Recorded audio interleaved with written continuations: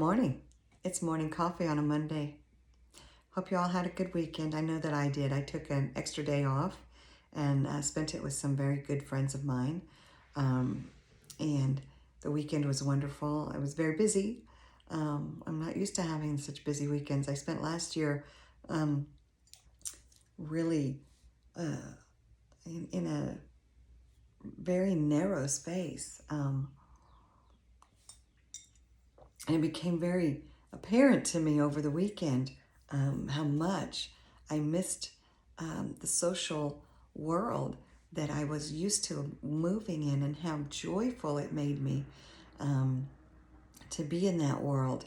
And so easy for us to pull our circle in way too small and forget about all the things that really, really matter in life.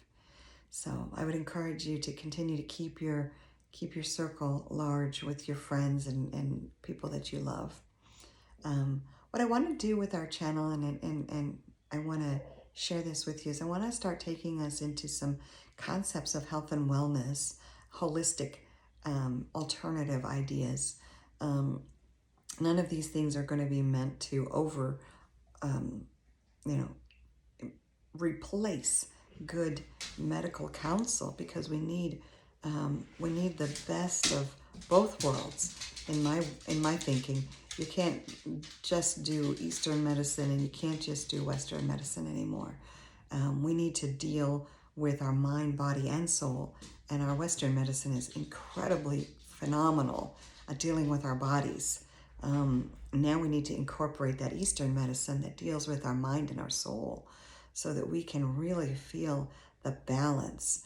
And that's something that's really wonderful. If you're out of balance in your mind and soul, you will be out of balance in your physiology, and you'll probably be going to your doctor and telling them you just don't feel good, and they'll be running test after test after test and not finding anything wrong with you, because at this point it hasn't reached your physiology. And that's a good thing. Honestly, that's a real good thing, because if you're still feeling terrible and it hasn't impacted your body yet, that's the last place it shows up. And so once it shows up, once disease shows up in our bodies, then we have to work to get it out of our body, get it out of our energy system, get it out of our emotions, get it out of our soul. It's layers. You're coming in from these layers, the soul, the emotions, the energy, the body, inward. And if you're feeling poorly and it's still out here, it hasn't reached your physical being yet. And you can, it may be that you can just do some, do some energy work and some maybe even some therapy. Get with a therapist and do some talk medicine, right? These things are wonderful. So we don't give them enough credit.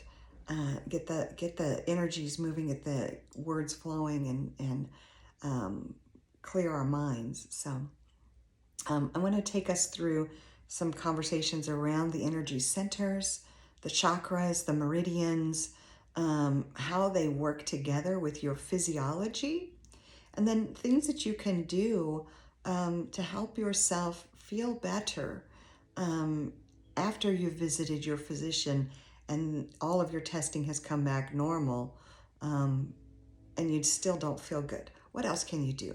How can you manipulate your nutrition? How can you manipulate your physical realm in terms of are you moving enough? Are you getting enough exercise? Are you in nature enough? What are you doing extra? Are you meditating? Are you doing some yoga? Are you how are you moving your energy? Are you very sedentary? I spent a lot of time last year with a gentleman who lived work, sleep, recliner, work, sleep, recliner. So rather sleep, work, recliner, sleep, work, recliner. I guess it went that way. Sleep, work, recliner. And I was remiss to try and get this individual to go take a walk, or, I have a membership to our local botanical gardens, and I just love to walk in those gardens. It's so refreshing to be in nature, and especially right now in the spring here in the Northern Hemisphere, we're watching everything unfold and come back to life, and it's just so beautiful. Um, Gosh, I missed that and allowed it. This is the thing, we take personal responsibility.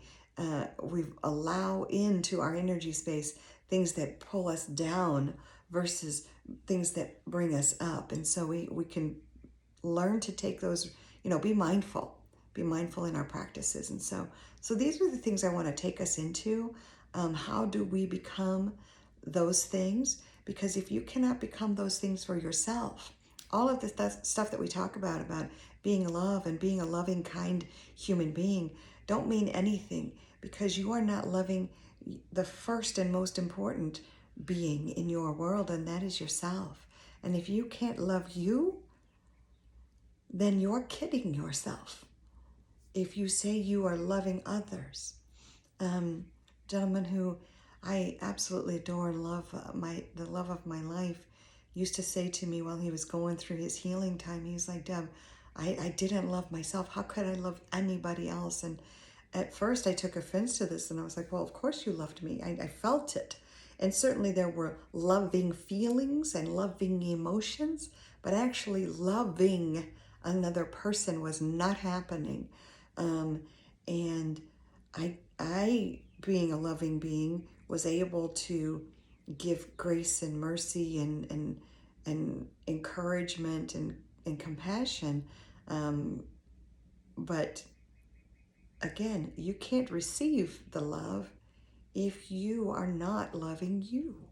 And so this is our first space to start, right? We have to love us.